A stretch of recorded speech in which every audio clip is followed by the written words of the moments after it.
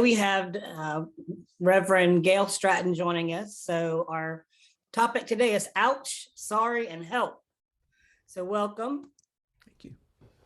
Welcome to the Unitarian Universalist Church of Jackson. Currently, we meet hybrid or virtually as we prepare our space for hybrid services. Pending no unforeseen challenges, we hope to start having in-person hybrid services in November. So please check the website out for more information at www.uujackson.org. Today, we're joined by Reverend Gail Stratton. She's a Unitarian Universalist community minister who is affiliated with the UU congregation of Oxford. Gail, are we recording? Yes.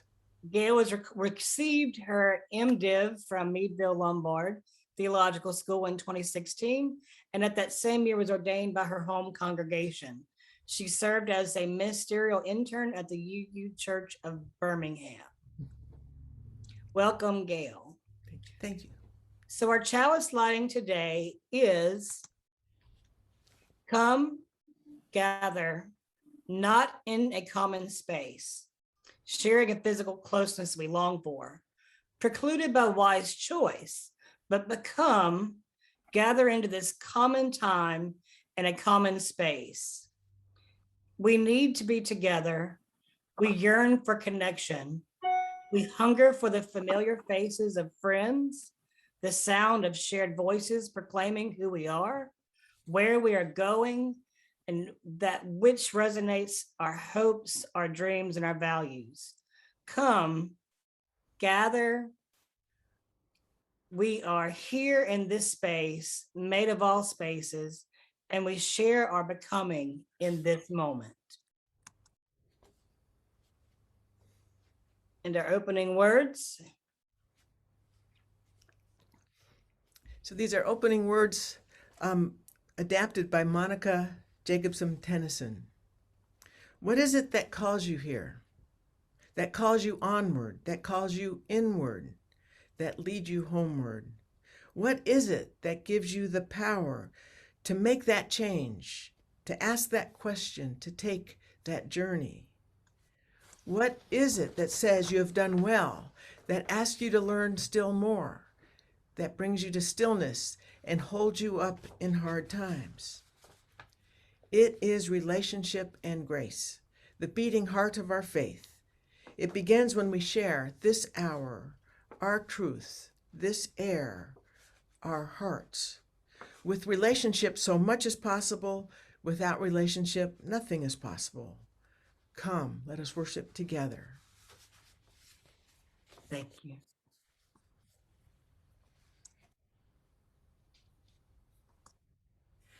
Gathered here in the mystery of the Sorry. hour, gathered here in one strong body, gathered here in the struggle and the power, spirits draw near.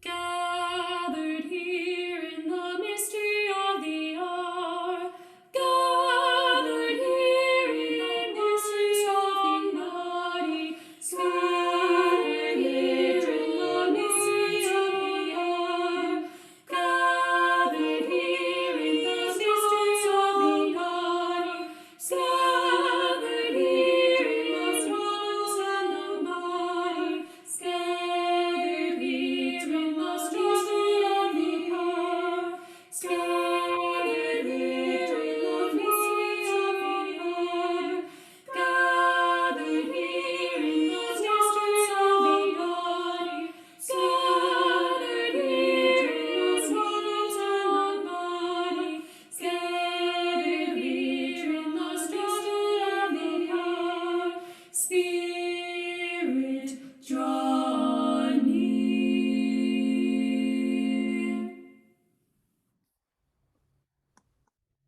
All right. And we now have a responsive reading.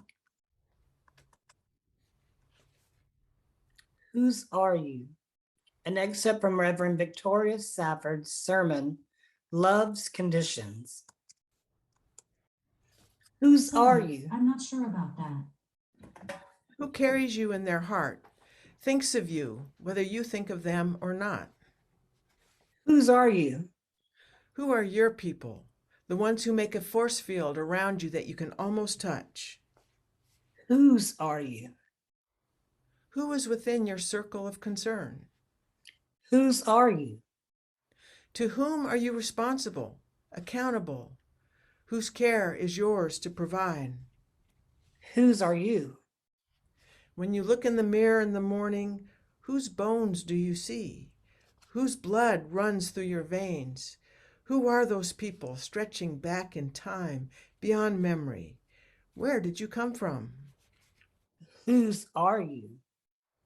When you walk out of your room, out of your house, into the sunlight of the day, to whom in this wide world do you belong? Where is your allegiance? By whom are you called? Whose are you? At the end of the day, through the longest night in the valley of the shadow of death and despair, who holds your going out and coming in, your waking and your sleeping? Who, what holds you in the hollow of its hand? Whose are you?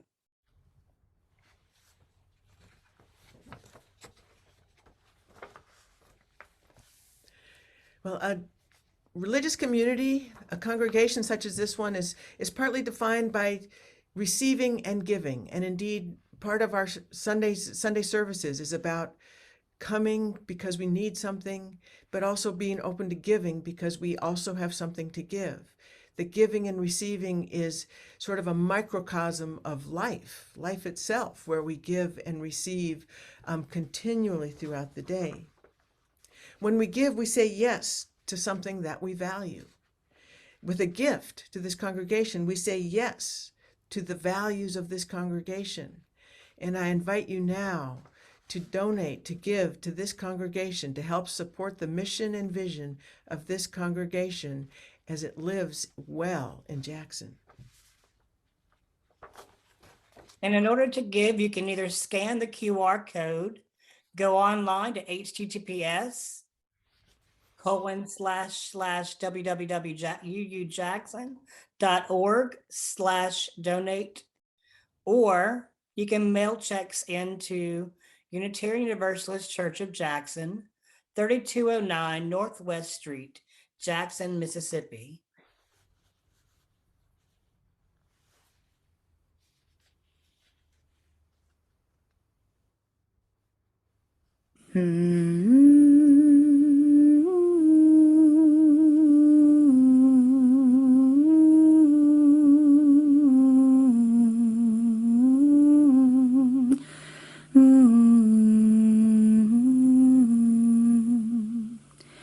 From you I receive, to you I give. Together we share, and by this we live. From you I receive, to you I give. Together we share, and by this we live.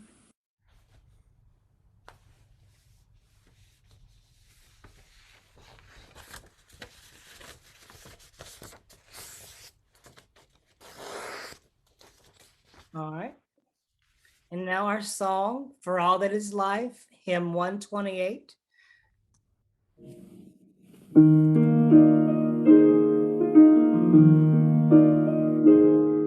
For all that is our life, we sing our thanks and praise. For all life is a gift, which we are called to use to build the common good and make our own days glad.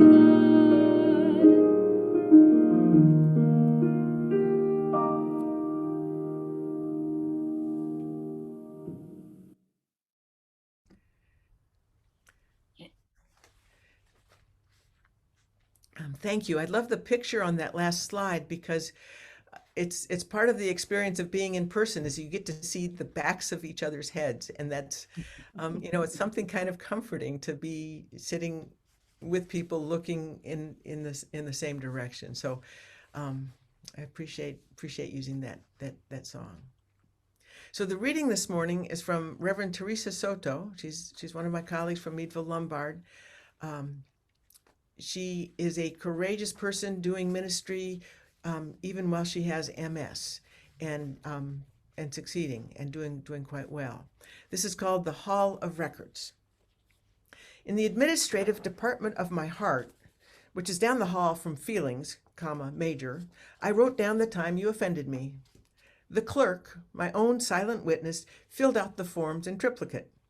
We wrote your name. We added your number. We added the hurt to the memory banks, photocopied and indexed. It can also be found under time department, under times you forgot, and that I am able to be cut by paper and burned by wind. We shook our heads in bitter sharpness of the hurt. We made the record of the hurt. We announced it over the loudspeaker, so no cell, no heartbeat, no breath would ever overlook the danger you present or the pain that you can bring. And then we are proud of our work. We stood quiet in the halls of everything, hands in our pockets, and waited. But human, we both remained. And while we were recording in the most accurate photorealistic way possible, you grew some more and changed some more, and so did I.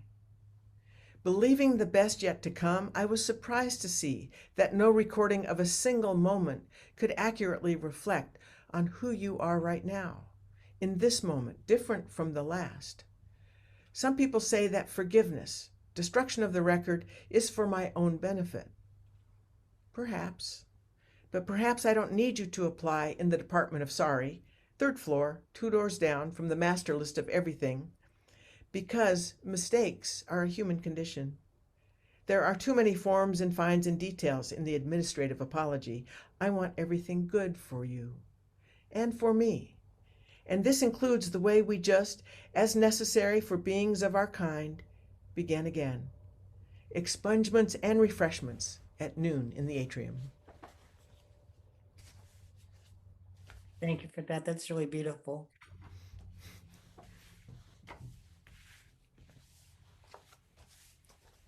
So our sermon today is ouch, sorry, and help. 3 important words for cultivating relationships.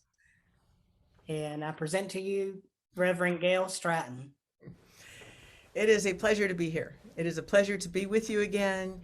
And it is, it is absolutely a pleasure that we're continuing to flourish and exist as UU congregations in Mississippi, even in this pandemic time.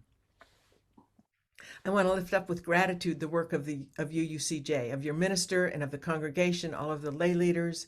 I have had the pleasure and privilege of coming to your Wednesday evening Vespers, and it's something I look forward to every week. It's been really good.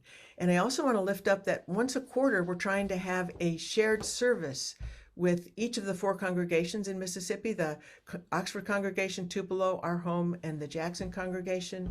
And I thank you for hosting the most recent one of those with Reverend Edie Love speaking for the Coming Out Day. The pandemic has been hard, and it's been hard and very, very hard on a lot of people. But one of the goods coming out of it is more connection among our congregations. And for that, I'm very, very grateful. Recently, I was in a conversation with a dear friend about maps. And I was reminded that as a kid, I loved maps. I was a visual learner. And it's like, I remember the point when I was a kid, my family was doing a road trip between New Mexico, where we lived, to Minnesota, where my folks were both from.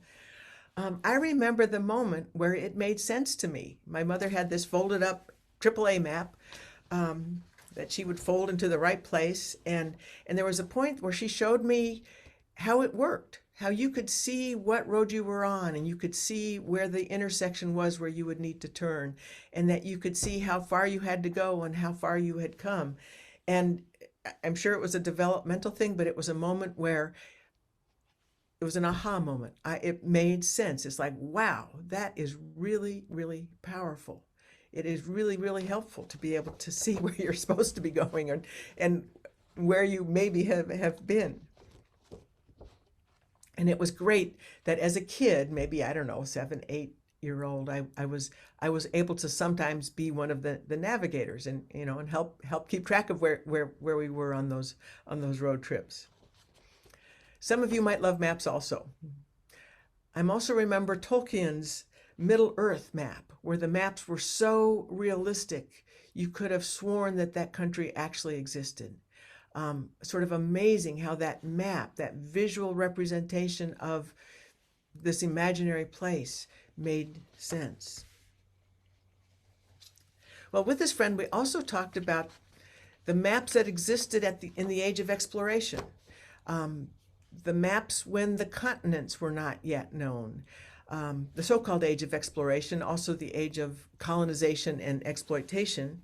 And there were maps that showed sort of the outline of Europe, and then clearly a great expanse of water, and then notation, there be monsters here at the edge of the world.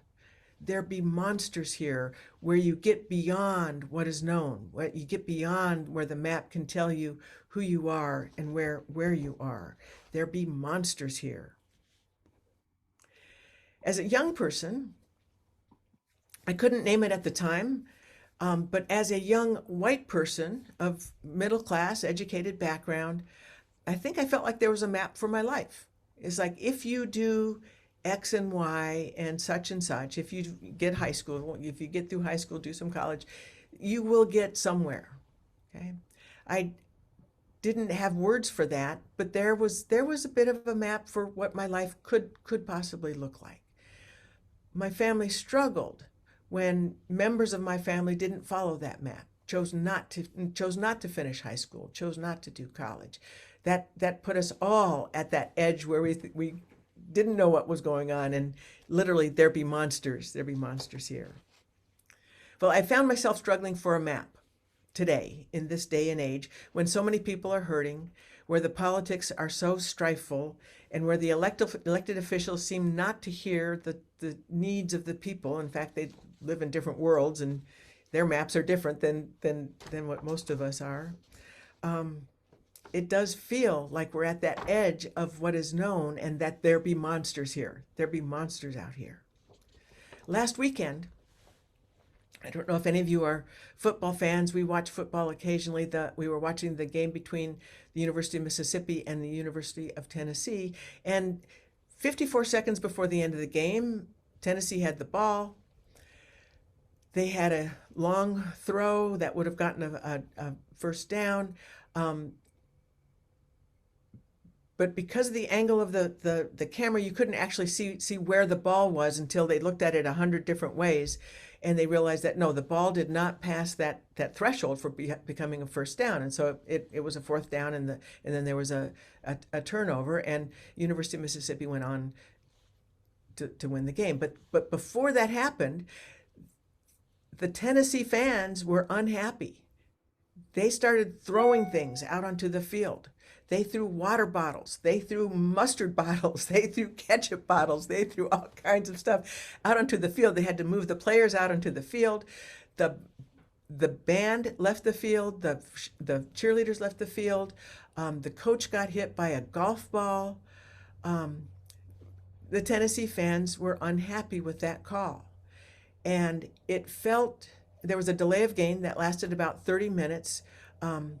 But it felt treacherous. It felt treacherous because there were 100,000 people there, and 100,000 people not happy with what's going on can be a recipe for disaster. As a person who studied mob violence, it harkens to really, really scary things.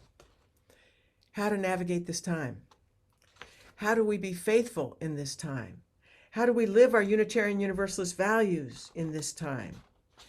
Well, maybe we do have a map or part of a map that could be helpful. In our gray hymnal that some of you may have at home, but most probably don't, but in our great hymnal called Singing the Living Tradition, we read, "We, the member congregations of the UUA, do covenant to affirm and promote the dignity and worth of all people," and then 6 other principles, including the principle that we are all interconnected. Many would add an 8th principle, and perhaps UUJ has considered that. This is very much a living tradition. We are covenantal and not creedal. We dare to explore beliefs and not prescribe beliefs. In the words of Lisa Ward, a covenant invites relationship. A covenant is not a definition of the relationship, but a framework for relating. It's like the structure of a house that allows the interactions to happen within a house. A covenant leaves room for change and chance. It is humble towards evolution. It is part of the living tradition. It claims, I abide with you in this common endeavor, to be present as best I can in our becoming. This calls for a level of trust and courage that needs to be nurtured, renewed, and affirmed. A creed is a static truth, something that does not incorporate new insights. A covenant is a dance of co-creation, keeping in step with one another and with the flow of our lives. A creed seeks uniformity and a unison voice. And I'm remembering well the creed that I learned as a kid growing up in the Lutheran Church. I think it was the Nicene Creed. Sometimes we did the Apostles' Creed, but it was truly people speaking in unison with uniformity. A covenant seeks harmony and a shared voice. Sometimes we arrive at unison, but not required. A creed gives authority to a particular statement. A covenant gives authority to shared intention. A covenant invites relationship. A covenant relies on the treasures of a shared truth. I have found that the framework of covenant to be life-giving for me. It is central to my life. It is central to my religious practice. It is central to what I understand as Unitarian Universalism. And part of that is because it invites growth and change. Well, what are some tools of covenant? What are some tools of being together with shared principles, of growing in living our first principle? What are some tools that we have to connect with each other, to affirm that we are indeed truly connected? Well, I think we can say that we have a bit of a map here, that the covenant is a bit of a map, and I think 3 simple words can provide some of that map as well. These simple words may be ones that you learned as a kid, maybe not. People's upbringing is very different, and that sometimes leads to us being very different people as adults. And we get into trouble when we assume that my upbringing was normal for everybody, and that's simply not the case. The words are ouch, sorry, and help. Let's start with ouch. As a grown-up, it is hard for me to say ouch. It is truly hard. I don't want to say it. It does not come out easily. And I have to think through who's going to hear it. Who's going to hear it, and will it be safe for me? There are situations where it may not be safe, and I would not encourage anyone to say it if you're not feeling have some level of safety. Back in the olden days when we met in person, I joked with a congregant about something. I just walked into the room and the congregant said something about something that I just did reminded her of Osama bin Laden. And I'd had an ouch moment. It was like, what? What? And before I even thought about it, I said, ouch. I said, that hurts my heart. And what happened in that moment, the next minute I was thinking, maybe I shouldn't have done that. But the next minute was also, if I can't try it here, where can I try it? But what was very, very interesting is that ouch, that hurts my heart, created a very authentic interaction that wouldn't have happened without that.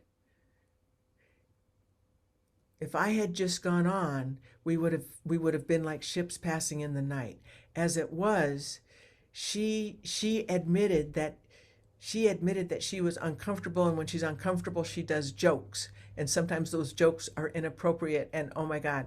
So we had a moment of sort of a very real interaction, and I then hit a point where I said, "I'm good. Are you good?" And we decided we were both okay and could move on. Let's practice that. Let's say ouch. Ouch. Ouch. Ouch. If you wanted to say more words, you can say, "That hurts my heart," or "My heart is hurting for someone that I love very much." To say ouch is to admit some vulnerability. And at least for me, it puts me at the edge of the map where there be monsters out there. I do know that there are times when I'd rather nurse a wound in private than say ouch, than take that risk of letting somebody know that I'm hurting.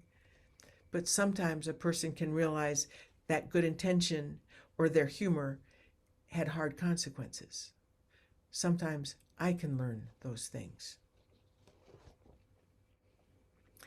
If you're not comfortable yet saying ouch out loud, think about it. Think about it, and I invite you to reflect on, where does that discomfort come from? Okay, is it a lack of safety? Is it a lack of not wanting to be vulnerable? Does that harken back to a time earlier in your life? What kinds of things come up to you as you think about that? I was in a conversation recently where both sides were saying ouch, and the conversation got louder and louder and louder as both sides couldn't hear or couldn't feel that they were being heard. Okay, and sometimes it's true. It's time to just step back and take a breath and not necessarily force that at that particular moment. The second word is sorry. It's a simple word, sorry. When I hear the word sorry, I think of being a kid. I was in a family with two sisters. One was a year and a half older, one 3 years younger, and the three of us had ample opportunity to annoy each other and to get on each other's nerves and to get into strifeful situations. And my parents had ample opportunity to say, "Tell your sister you're sorry." Sorry, okay, I'm sorry. Okay, I'm sorry. So often I would say it as like, "Leave me alone. Sorry, okay, I'll say it. Let me move on. But picture this. Occasionally with a kid, there can be a sorry. "I'm really sorry I hurt your feelings. I'm really sorry I did something that hurt you. I'm really sorry, and I want to make this right. Can you help me know how to make this right?" I'm not sure that I ever did that as a kid. I can imagine kids doing that. I've seen kids do that, and I've seen adults approach that. The word sorry makes forgiveness possible. I'm sorry for the harm that I caused. I will try to learn to do better.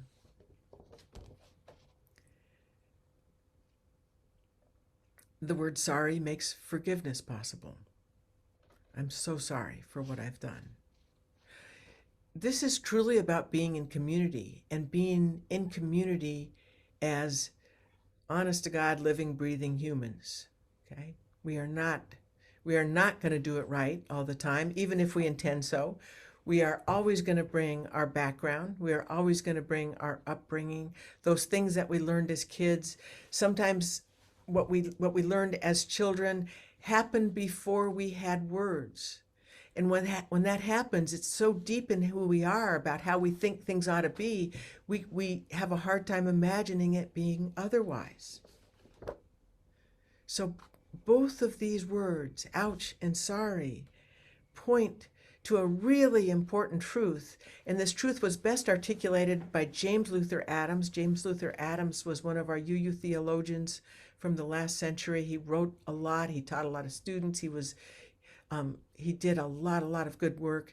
And one of his essays was The 5 Smooth Stones of Unitarian Universalism. It's a good essay that, sort of how the Buddhists have the eight truths, and then the five golden something. We have our 5 smooth stones that help us live our principles. Well, one of those smooth stones, this is a story taken, the smooth stones come from the story of David and Goliath from 1 Samuel, where King David, before he was a king, when he was a young boy, had a slingshot and 5 stones, and he was going to war against the Philistines, who had Goliath, who was a giant of a man, and so it was a very small person against a very large giant, and he prevailed. David prevailed. So these smooth stones can be an important part of how we, as a small tradition, not very tradition, especially in Mississippi, can prevail. But one of the smooth stones is simply this: revelation is not sealed. Revelation is not complete. As Unitarian Universalists, as people who draw from many, many sources, we don't believe that everything is known. Knowledge is not sealed. Knowledge is not complete. Revelation, however it comes, is not complete. There's room to learn more. And there's always room to learn more about myself, and there's room to learn more about you. Like in the Hall of Records by Teresa Soto, catching something at this moment does not make the next moment completely true, because you have grown, I have grown, we have changed. The possibility of growth is always human. Revelation is not sealed. And I think one of the greatest gifts, I also was a biology instructor for a bunch of years, and it's very true to me, very, very clear to me that knowledge is not complete. You know, we know that much, and the universe is that big.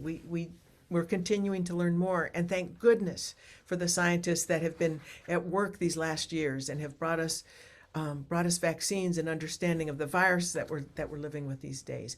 But our knowledge is not complete. It is not complete. So I think one of the greatest gifts we can bring as Unitarian Universalists, that we can bring to the world, is curiosity. If we take in our heart that revelation is not complete and that knowledge is not complete, we can be curious. We can be curious. We can bring curiosity to our interactions. Where an interaction is going on where we don't understand, somebody's hurt our feelings, we can be curious. Where are they coming from? Where are they coming from? What were their experiences that brought them to that place? When I was doing my chaplaincy training at the VA hospital in Memphis, one of my most instructive interactions was with a patient, and it was a very, very short interaction. Let me first say that as a chaplain in training, I was the chaplain on call one night a week at the VA hospital for anything that came up, and I was responsible to touch base with 30 people or so who were on the cardiac ward. So the cardiac ward, sort of was the ward of the trainees. I had a supervisor who was reachable. He was not necessarily present on the premises. So I in the course of an evening, I checked in with 30 people, and then was available for the codes, the various codes that happened. Some of them, which were, one code was literally all hands on deck. Everybody who can get here, which was usually a patient that was having a really, really hard time, and they needed lots of support. But in any case, this particular interaction was incredibly short.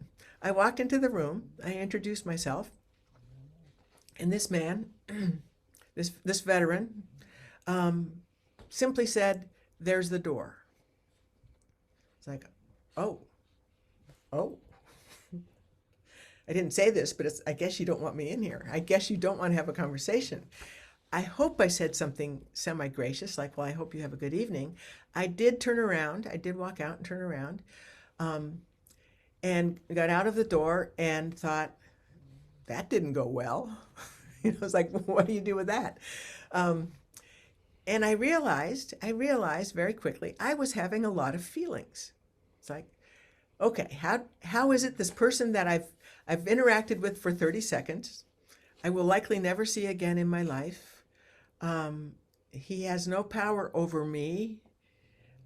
He's not going to change anything. How is it I'm having so many feelings? And I had to take a small break. I walked down to the break room where there was it was actually the visiting room where there was a window. I looked out to the lights of Memphis and thought, okay, what am I feeling? One of the things I'm working on, one of the things our covenant groups here in Oxford are working on, are listening from the inside out. You listen to other people, but you're also listening to yourself. You're listening to what is welling up within you. And at that moment, I had a knot in my stomach. I had a tenseness in my chest. I had tenseness in my shoulders. And I had to think, what am I feeling? I'm not fast in figuring out my feelings. I'm slow that way. Practices make me a tiny bit faster, but I'm still slow. And it was like a few minutes later, it's like, I'm feeling rejection. I'm feeling rejection from having spent 30 seconds in the room with this guy who said, there's the door. I am feeling rejection. What is with that? Now, it's not my place to go back into that room and say, Mr. So-and-so, you hurt my feelings. You need to apologize. No, I didn't do that, thankfully. That was not in the cards. I simply said, okay, this is my issue. This is my thing. This is what I'm struggling with right now, that a person I don't even know can trigger these feelings of rejection. I must be closely attuned to rejection. I fear rejection. I like my gifts to be received. I want to be needed. Those are things that I bring. They're not terrible things, but they are if I do that blindly without knowledge that part of it is being driven by this fear of rejection. It's sort of like naming the person that's sitting next to you while you're driving. It's sort of like aiming that is a backseat driver, and if you can name that backseat driver, you can realize that, okay, no, I'm driving the car. I don't have to listen to that backseat driver who tells me to turn here and stop there and go fast here, and I don't have to listen to that backseat driver. It's acknowledging that. It's bringing that to the surface. It's lifting it out of the deep part of my brain and into my more conscious part of my brain. Always be curious. I call it the ABCs. The ABCs of Unitarian Universalism. Always be curious. What's happening for me? What's happening for you? Curiosity can get me past those hard parts, those hard conversations where when the going gets tough, it's like if I can turn to wonder, that sort of opens the space, that opens the room. Always be curious. The last word I want to mention, and I'm not going to say much about it, is help, asking for help. It is a hard ask, again, because there's many, many, many barriers in our culture that are created between us. But asking for help can make things better. It can also make you vulnerable, and someone might say, no, they don't want to help. They don't want to do that right now. Help. 3 words. Ouch, sorry, and help. Picture this, a 3-legged stool. This stool, a metaphor, if you will, this metaphor is that of cultivating relationship. The top of the stool, the part that we sit on, is whatever is possible in relationship. And that would be everything. And with only one of the legs missing, that stool is not going to be steady. But with those 3 legs, that stool is steady. The stool is of these 3 legs, sorry, help, and ouch, can make relationships different. They can make relationships possible, and they can help us affirm that we are inextricably connected in this web of life. And if we don't have a map, we at least have a stool we can sit on, right? or perhaps the stool is part of the map, or perhaps we can sit on that stool and say, yeah, there be monsters out there. There be monsters out there, but in relationship, we can face those monsters. In relationship, we can name those monsters. The truth of these words is that they invite us into process. They invite us into flow. They invite us into something that is not static. They invite us into growth and change and becoming. It is a living process, and it is part of our living tradition. And I believe that it is in our congregations as well as our families we can practice this. And in that practice, we become more fully human. And in that practice, we can bring some of that to the wider world that is hurting so much. I want to conclude by pledging myself and invite you to as well, pledging myself to a covenantal process of co-creation, of community, of curiosity, and to continue the work of compassion to all that is loving and true and life-giving. May this be enough of a roadmap to keep going, to being curious, and to being present. May we forgive ourselves and each other, and again, begin in love. May this community be blessed. And I'd like to invite a moment to take a deep breath, a moment of reflection. Let the words settle. And I invite you to think about your path as a kid. Were words ouch and sorry or help part of what you learned? Maybe, maybe not. I had a friend recently who said, I never learned to say those things until I was an adult.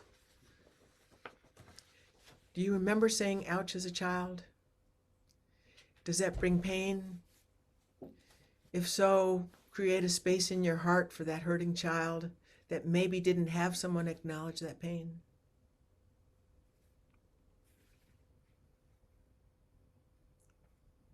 Our hurts are many, and may we hold them tenderly in this space.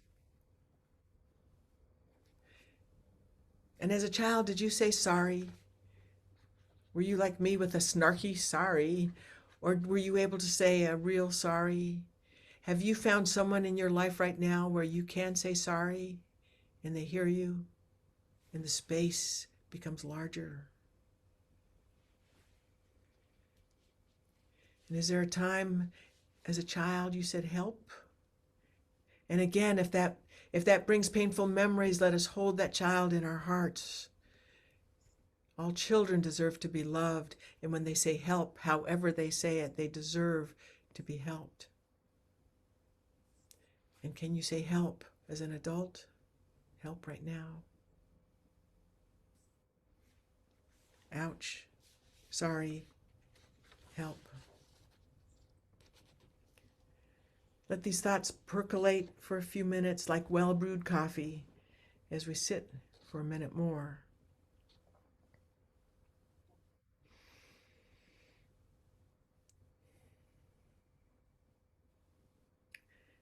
May we be at peace.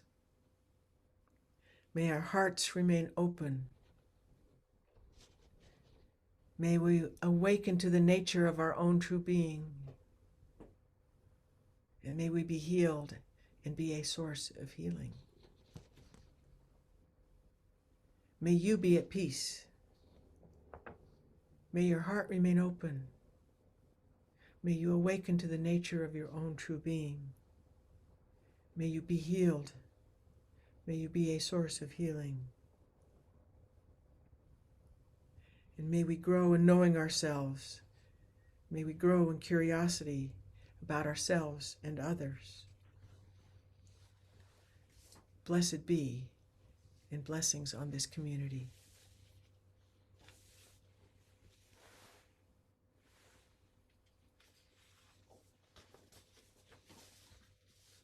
This last song is a favorite of mine. This is Suzelle Lynch, UU minister, and this is one of the things possible on recorded music, and that we can now share. This is used with permission. She leads a 3-part song here, and so let's sing along at home, if you will, and feel some joy in this day. Thank you all for being here. Our song is hymn number 368, Now Let Us Sing, by an anonymous composer. This is a 2-part zipper song, which means that only one word changes in each verse. There are two parts. I'm going to sing the first part twice, and then we'll add the second part. Now let us sing, sing, sing, sing, and that line repeats. And then the next line is lift up your voice, be not afraid. Now let us sing to the power of the faith within. And the second part is sing to the power of the faith within. Sing to the power of the faith within. Lift up your voice, be not afraid. Let us sing to the power of the faith within. Let's go. Yeah. Now let us sing, sing, sing, sing. Now let us sing, sing, sing, sing. Lift up your voice, be not afraid. Let us sing to the power of the faith within. Now let us sing, sing, sing, sing. Now let us sing, sing, sing, sing. Lift up your voice, be not afraid. Let us sing to the power of the faith within. Now let us sing to the power of the hope within. Now let us sing to the power of the hope within. Lift up your voice, lift up your voice. Be not afraid, be not afraid. Let us sing to the power of the hope within. Now let us sing to the power of the love within. Now let us sing to the power of the love within. Lift up your voice, lift up your voice. Be not afraid, be not afraid. Now let us sing to the power of the love within. Now let us sing to the power of the joy within. Now let us sing to the power of the joy within. Lift up your voice, lift up your voice. Be not afraid, be not afraid. Let us sing to the power of the joy within.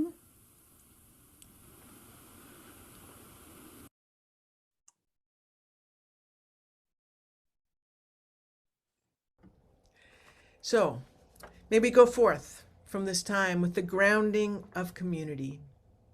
May we go forth from this time into the world and bring more hope, more courage, more curiosity, more love for ourselves and for everyone.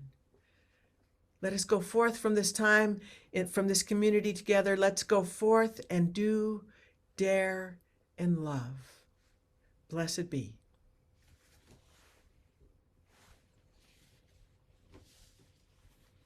And we extinguish our chalice. We extinguish this flame, but not the light of truth, the warmth of community, or the fire of commitment. These we carry in our hearts until we are together again.